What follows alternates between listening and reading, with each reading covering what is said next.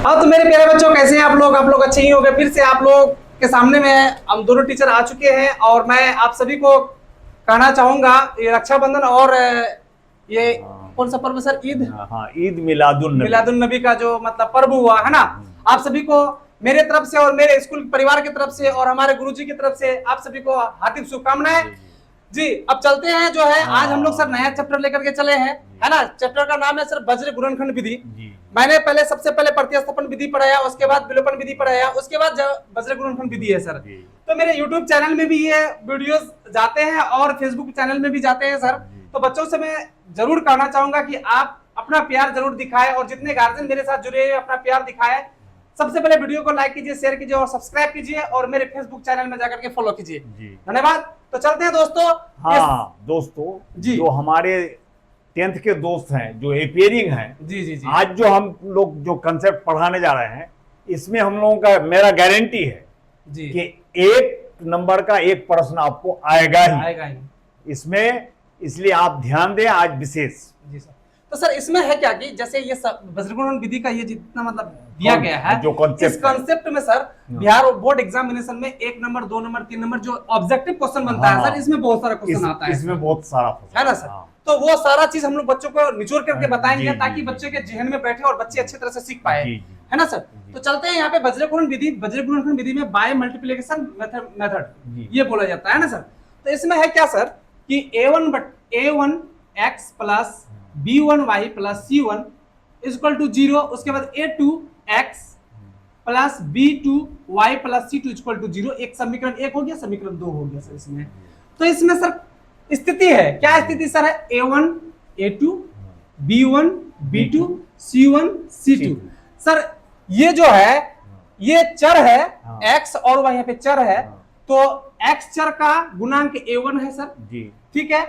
y चर का गुणांक b1 है सर, और ये c1 जो है सर ये क्या है सर? ये अचर पद, ये अचर है ना सर। उसके बाद तो आप सभी मेरे प्यारे बच्चों, जितना आप सभी को यहाँ पे कॉन्सेप्ट दिया जा रहा है, सारा कॉन्सेप्ट को आपका यहाँ पे भरने वाला है और आप अच्छे से देखें, बस शांत बना करके बैठे, आपके जहन में सारा चीज जाएगा, है ना सर। उसी प्रकार से a2 जो है x वेरिएबल का क्या है सर? गुणांक है।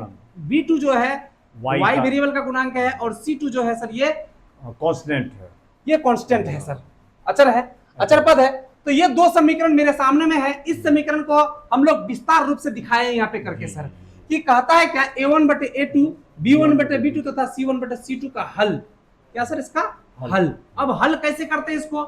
हल करने का सबसे बड़ा विधि है हम लोग के पास। क्या विधि है सर? यहाँ पे विधि है क्या कि यहाँ पे a1 बटे a2 बराबर है b1 बटे b2 बराबर है c1 बटे c2। ये 3 कंडीशन जो है हम लोग के सामने में सर। अगर ये पहला कंडीशन है जी कि a1 बटे a2 b1 बटे b2 c1 बटे c2 अगर है, यानी कि तीनों अगर चर बराबर है, इसका अर्थ है कि इसका अनेक हल होगा, इसका अनेक हल होगा जी सर।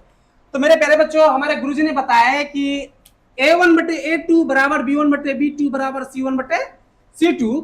तो जब ये तीनों आपस में अगर बराबर हो जाए, इक्वलिटी हो जाए, तो तीनों सभी आप मिलकर के क्या हो जाए? बराबर हो जाए, तो उस स्थिति में क्या हो जाएगा? इसका अनेक हल हो जाएगा। क्या हो जाएगा? इसका अनेक अनगिनत हल हो जाएगा, है ना सर। निकाय आश्रित होगा और अविरोधी होगा। ये क्या करेगा? अविरोध करेगा इसका, है ना। तो ये कंडीशन है। कौन सा कंडीशन? फिर से मैं बताना चाहूंगा, a1 बटे a2 बराबर है b1 बटे b2 बराबर है c1 बटे c2। ये कंडीशन में आपका ये आश्रित होगा, अनेक हल होगा और अविरोधी होगा। ये 3 चीज सर। इसमें एक ऑब्जेक्टिव क्वेश्चन आ जाता है कि बताइए a1 बटे a2 बराबर है b1 बटे b2 बराबर है c1 बटे c2। इस स्थिति में निकाय का क्या हल होगा? मेरे प्यारे बच्चों, आप सभी को मैं बता रहा हूं कि बिहार बोर्ड एग्जामिनेशन में या फिर सर किसी भी कॉम्पिटिटिव एग्जाम में, वनडे एग्जाम में मैं बैठ जाता हूं, तो इस प्रकार से वज्र गुणनखंड विधि का जो क्वेश्चन जो आता है, तो इसमें आता है कि a1 बटे a2 बराबर b1 बटे b2 बराबर c1 बटे c2। इस स्थिति में निकाय रूप से किसका हल होगा? क्या हल होगा इसका? दूसरा प्रश्न इसमें आता है दोस्तों जी, कि इसका जो ग्राफ बनेगा वो कैसा बनेगा? ये जी सर, ये भी आता है। तो मैं सभी चीज बच्चों के सामने में रखने जा रहा हूं और बताने जा रहा हूं। मेरे प्यारे बच्चों, आप लोग ध्यान से पढ़ेंगे। यहाँ पे सबसे पहले बात है, कंडीशन 1 को पहले समझने का प्रयास करेंगे। हम लोग बार बार बोल रहे हैं कि a1 बटे a2 बराबर b1 बटे b2 बराबर c1 बटे c2। इस स्थिति में क्या हल होगा, अनेक हल हो होगा। जाएगा। तो ऑब्जेक्टिव में दे देगा अनेक हल है, अद्वितीय हल है, अपरिमित रूप से कोई हल नहीं है, तो सर कौन सा मारेंगे, अनेक हल मारेंगे, है ना। निकाय आश्रित होगा, आश्रित है। फिर अगर यदि क्या विरोधी है या अविरोधी है, तो यहाँ पे विरोधी, अविरोधी है, अविरोधी। अविरोधी भी है ना। ये चीज बता रहा है और सर। इसका ये आलेख जो है वो संपाती होगा, संपाती होगा, एक ही जगह से जाए। और ये सर ये जो है सर समांतर भी होगा, है ना। ये जो है सर समांतर भी होगा। क्या समानांतर? समांतर होगा जब ये मतलब इसका निकलेगा, अगर ये बनेगा आलेख बनेगा तो समांतर होगा। नहीं, संपाती बोल रहा है, समानांतर इसका बोल रहा है जिसका कोई हल नहीं होगा। समीकरण का आलेख, हाँ जी जी सॉरी सर, हाँ मिस्टेक हो गया सर जी, मिस्टेक हो गया, कोई बात नहीं। तो ये क्या हो जाएगा सर, ये आलेख, ये संपाती हो जाएगा, ये जाएगा। संपाती हो जाएगा। संपाती का मतलब एक ही जगह पे एक ही होगा, जगह पे होगा, एक ही रास्ता पर चलेगा।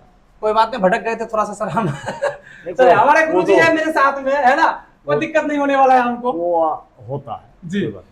तो ये संपाती हो जाएगा। जी। उसी प्रकार से अब चलते हैं सर तीसरा नंबर, दूसरा नंबर पे चलते हैं हम लोग यहाँ पे कंडीशन का दूसरा नंबर कह रहा है क्या, कि यदि a1 बटे a2 बराबर है b1 बटे b2 बराबर नहीं है c1 बटे c2, इस स्थिति में इसका कोई हल नहीं होगा। इसका कोई हल नहीं होगा, इसका कोई भी हल नहीं होगा, x और y का कोई मान नहीं निकलने वाला है सर। क्या, तो यहाँ पे ये विरोध करेगा, क्या करेगा सर, विरोध करेगा। लेकिन नोट में कहता है क्या, ऐसी स्थिति में युगपत समीकरण का निकाय का आलेख समांतर होगा। जब ये आलेख इसका खींचा जाएगा तो एक ही लाइन पे इस तरह से खींचा चले जाएगा, वो समांतर हो जाएगा। समानांतर में इसके समांतर होगा। हाँ, ये देखिए, ये जो लिखा है संपाती, जी। संपाती ये हुआ जी, एक ही लाइन में, एक ही लाइन में, और जी। समानांतर जो है दो लाइन होगा सीधा होता है, जी, ट्रेन का पटरी जिस प्रकार से है। जी जी सर, तो ये समांतर हो जाएगा, और ये संपाती जो था तो एक ही लाइन में हो जाएगा, है ना। पहला कंडीशन का एक लाइन में और दूसरा कंडीशन का दो लाइन में समांतर हो जाएगा, है ना सर, ये बोल रहा है। अब वो मान लीजिए कि प्रश्न ये हो गया कि किसी समीकरण का जो आलेख है वो समानांतर है, तो उसका क्या हल होगा। जी जी जी, ये प्रश्न जी बनता है यहाँ पर। तो आप सभी के सामने में डिस्कशन के साथ, हमारे गुरुजी के साथ जो सवाल कर रहे हैं हम लोग और बना रहे हैं दोनों मिलकर के, तो ये वीडियो आप सबके पास पहुंचेगा जरूर, और आप लोग जरूर से जरूर इस वीडियो को शेयर कीजिएगा, ताकि जो बच्चे अगर कहीं पे भी अगर मोबाइल से मतलब पढ़ रहे हैं या कुछ कर रहे हैं, तो बच्चों को कम से कम सीख मिल जाए, बेहतर होगा। हमारे ये फ्री ऑफ कॉस्ट है। हमारे बहुत साथी कहते हैं कि दोनों मिलकर के क्यों बना रहे हैं, जी, दोनों में डिस्कशन हो रहा है, जी सर, है ना, इसका लाभ जो है आप तक जा रहा है, जी। कुछ मिस्टेक अगर हमसे हो जाता तो हमारे गुरुजी हमको किसी से भी, हमसे भी हो सकता है, जी, किसी से भी हो सकता है। तो ये यहाँ पे ये मिस्टेक होना भी जरूरी है, ताकि आपका कॉन्सेप्ट क्लियर हो जाए। तो ये कॉन्सेप्ट क्लियर करने के लिए हम दोनों गुरुजी यहाँ पे खड़े होते हैं, और आप सबके सामने में आते हैं और बेहतर तरीका से आपके सामने में रखते हैं। बहुत अच्छा एक शेर है कि बदनाम जो होंगे तो क्या नाम ना होगा। जी यस सर, चलिए सर, बहुत अच्छी बात बोले कि बदनाम होंगे तो कुछ नाम तो होगा। जी, तो चलते हैं मेरे प्यारे बच्चों, ये कंडीशन जो बताया 2 नंबर का कंडीशन आप सभी को, a1 बटे a2 बराबर है b1 बटे b2 बराबर नहीं है c1 बटे c2, इस स्थिति में इसका हल कोई नहीं होगा। तो इसी प्रकार से ऑब्जेक्टिव में आएगा, जब a1 बटे a2 बराबर है b1 बटे b2 बराबर नहीं है c1 बटे c2, इस स्थिति में क्या होगा, क्या हल होगा।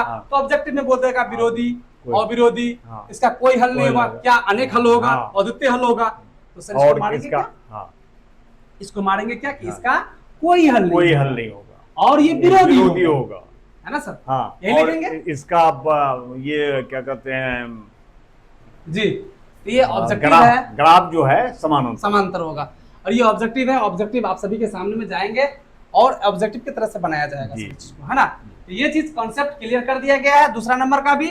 अब यहाँ पे आते हैं हम लोग तीसरा नंबर पे। किस पे आते हैं, तीसरा नंबर कहता है क्या, a1 बटे a2 बराबर है b1 बराबर नहीं है b1 बटे b2, a1 बटे a2 बराबर नहीं है b1 बटे b2, इस स्थिति में इसका अद्वितीय हल सिर्फ एक ही हल होगा, इसका अद्वितीय हल होगा सर, यानी कि एक ही हल होगा, यानी कि x और y का मान ही आएगा, है ना, अविरोधी होगा, और ये अविरोधी होगा। इसका नोट में बोला है सर, ऐसी स्थिति में युगपत निकाय का आलेख प्रतिच्छेदी होगा, ये दूसरे जब भी को आलेख काटेगा, खींचा जाएगा तो वो काटने का और काटेगा ही, है ना सर, एक दूसरे को क्या करेगा, ये काटेगा।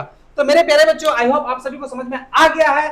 यहाँ पे जो ये सवाल जो है a1 बटे a2 बराबर है b1 बटे b बराबर नहीं है b1 बटे b2, इस स्थिति में अद्वितीय हल है जो, यही हिसाब हम लोग का पहला दूसरा पद को हम देखेंगे, अगर ये बराबर नहीं है अद्वितीय हल होगा। जी सर, जी पहला दूसरा बराबर है, दूसरा तीसरा बराबर नहीं है, कोई हल नहीं, कोई हल नहीं है। तीनों सभी जब तीनों बराबर है, अनेक हल होगा, विस्तार रूप से अनेक हल होगा इसका। तो इसका सब कुछ जानिए जी। जब अनेक हल होगा तो ये क्या होगा?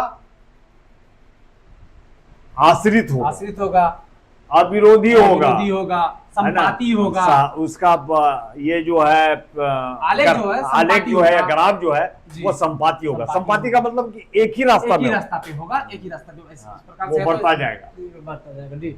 और दूसरा में है सर कि मतलब ये समांतर हो जाएगा, समानांतर, विरोधी होगा, कोई हल नहीं होगा। और तीसरा में क्या आता है कि वो प्रतिच्छेद करेगा, क्योंकि x और y का मान जहाँ निकलेगा उसमें अगर यदि मान रख करके उसको खींचेंगे आलेख तो वो प्रतिच्छेद करेगा। इसका जो ऑब्जेक्टिव प्रश्न बनेगा ये सब बन सकता है जी। आज के ये जो है दूसरा और तीसरा बराबर नहीं है तो क्या होगा? कोई हल नहीं होगा जी सर जी, है ना। विरोधी भी वो दे सकता है जी, वो समानांतर भी दे सकता है, इसमें से कोई भी प्रश्न पूछ सकता है। आपको सब हमेशा यही कहना होगा कि इसका कोई हल नहीं होगा। तो आप सभी का कॉन्सेप्ट मेरे ख्याल से तो आप सभी को कॉन्सेप्ट क्लियर हो गया होगा। अगर नहीं हुआ है तो आप लोग कमेंट बॉक्स में जाकर के कमेंट कीजिएगा और फिर से मैं आप सभी के सामने में आकर के बताने का प्रयास करूंगा और मेरे गुरुजी के साथ मिलकर के आप सभी तक भेजने का प्रयास करूंगा। फिर इसमें जब हम लोग मैथ को हल करेंगे जी, वहां पर भी कॉन्सेप्ट हो जाएगा, वहां पर भी कॉन्सेप्ट बेहतर तरीका से होगा सर। तो चलते हैं फॉर्मूला की तरफ चलते हैं सर। उसका फॉर्मूला पे जो मतलब हम लोग डिजिट करके बनाए हैं उस फॉर्मूला को हम लोग यहाँ पे दर्शाते हैं। चलते हैं। हाँ तो मेरे प्यारे बच्चों, ये सवाल का जो है हम लोग आज जो बज्र गुणनखंड विधि को जो मतलब यहाँ पे बताया, आप सभी को कॉन्सेप्ट जो बताया है, इसी कॉन्सेप्ट पे सारा सवाल बनेंगे। और जो अभी मतलब बना रहे हैं जो एक फॉर्मूला है उस फॉर्मूला को बज्र गुणनखंड बाय मल्टीप्लिकेशन करते हैं सर। इसका पहले इसको लिखने का विधि है सर, x यहाँ पे लिख देंगे जी, y यहाँ लिख देंगे, यहाँ पे 1 लिख देंगे, है ना सर। चलिए ये पहले b1 b2 लिखा जाता है, इसी को बाय मल्टीप्लिकेशन करते हैं, है ना सर। उसके बाद ये c1 c2 लिखते हैं, उसके बाद a1 a2 लिखते हैं, उसके बाद फिर सर ये b1 लास्ट में, फिर b1 b2 लिखते हैं। यही फॉर्मेट में बनेगा सर ये सवाल, है ना सर। तो मेरे प्यारे बच्चों, ये फॉर्मूला अभी जो आप सभी के सामने में होगा और बहुत प्यारा सा फॉर्मूला होगा और बहुत आसान सा फॉर्मूला होगा। इसी पे हम लोग को क्या करना है, बस काम करते जाना है। तो सबसे पहले सर इस फॉर्मूला के लिए x ले लेते हैं, x बटे इसको इससे गुना सर, b1 c2 माइनस इसको इससे sir b2 c1 is equal to होता है y बटे इसको इससे c1 a2 minus c2 a1। अब इसको इससे होता है a1 b2 minus a2 b1। बस इसी फॉर्मूला पे सारा सवाल सॉल्व होने वाला है सर। तो ये बाय मल्टीप्लिकेशन मेथड जो है सर, ये बज्र गुणनखंड विधि जो है सर, बस इसमें करना क्या है सर, y पक्ष का जो y वेरिएबल जो है उसका गुणांक को पहले ले लेंगे, उसके बाद अचर पद लेंगे सर, है ना। उसके बाद x पद का अचर पद को लेंगे, है ना। उसके बाद फिर y पद को लास्ट में ले लेते हैं सर, है। उसके बाद यहाँ पे x रखेंगे, इसको इससे गुना, इसको इससे गुना, बस इतना लिखेंगे। या माइनस का चिन्ह होता है, ये होता है फॉर्मूला में। उसके फिर इसको इससे गुना, इसको इससे गुना, फिर माइनस का चिन्ह रखेंगे, फिर इसको इससे गुना और फिर इसको इससे गुना, फिर माइनस का चिन्ह रखेंगे, बस हो गया। तो मेरे प्यारे बच्चों, इसी सवाल पे हम लोग कल से सवाल करेंगे, है ना। आज के लिए इतना ही रखते हैं हम लोग, है ना। मैं आप सभी को कहना चाहूंगा फिर से, मेरे चैनल के साथ जुड़ करके आप लोग जरूर से जरूर कृपया प्यार दिखाइए, क्योंकि आप ही लोगों का प्यार पे हम लोग टिके हुए हैं, आप ही लोगों का भरोसा है। जितना प्यार दिखाएंगे उतना बेहतर से बेहतर आकर के आप लोगों के सामने हम लोग अपना जो मतलब जितना है हम लोग के पास उतना दोनों टीचर मिलकर के आप सभी के तक मतलब पहुंचाने का प्रयास करेंगे। और फिर से मैं कहना चाहूंगा कि आप लोग जितना प्यार दिखाएंगे उतना प्यार आप सबके लिए मेरे दिल पे एक तस्वीर बन के रहेगा सर। और बच्चों को सर कुछ संदेश दीजिए सर, बच्चों को। नहीं, बच्चों को और बच्चों के गार्जियन को ये संदेश है जी, आज हम लोगों का व्यू कम हो गया। वजह यह है कि आप लोग मशगूल थे, आप लोग व्यस्त थे मिलादुल नबी के जलसे में, है ना। तो ठीक है, अब आप लोग फारिग हो गए हैं, अब जो है हम फिर जो कल सोल्व किया गया था उसको देखिए। और मिलादुन नबी के इसमें एक शेर अल्लामा इकबाल का है कि मोहम्मद से वफा तूने तो हम तेरे हैं, ये जमी चीज है क्या लौह कलम तेरे हैं। बस हम लोगों के चैनल को आप लोग देखते रहिए, फ्री फंड का है, साथियों को शेयर करते रहिए और हो सके तो इसको जो है कभी कभी डाउनलोड करके रख लीजिए अपने लिए। धन्यवाद। ताकि जब अगर जरूरी पड़े देखने का, अगर कुछ कहीं का प्रॉब्लम हो जाए तो उसको देख करके अपना पूरा कर सकते हैं आप, है ना। तो बहुत अच्छा है और चैनल में आते हैं हम लोग और फ्री ऑफ कॉस्ट है। तो आप सभी को मैं इतना कहते हैं कि जरूर से जरूर प्यार दिखाइए, इतना प्यार के लिए आप लोगों के सामने में आते हैं। और अगर आप लोग प्यार बढ़ाएंगे तो हम लोगों ने एक और अज़्म लिया है, एक और हम लोग सोचे हैं कि चाहे तो आर्या से अग्रवाल से हो या सगीर अहमद से, जो कॉम्पिटिटिव ये है मैथ लेकर के आएंगे एकदम हॉट ट्रिक्स के साथ। जी सर जी। कि कितना जल्दी हम लोग ये कर सकते हैं। धन्यवाद। जय हिंद, जय भारत।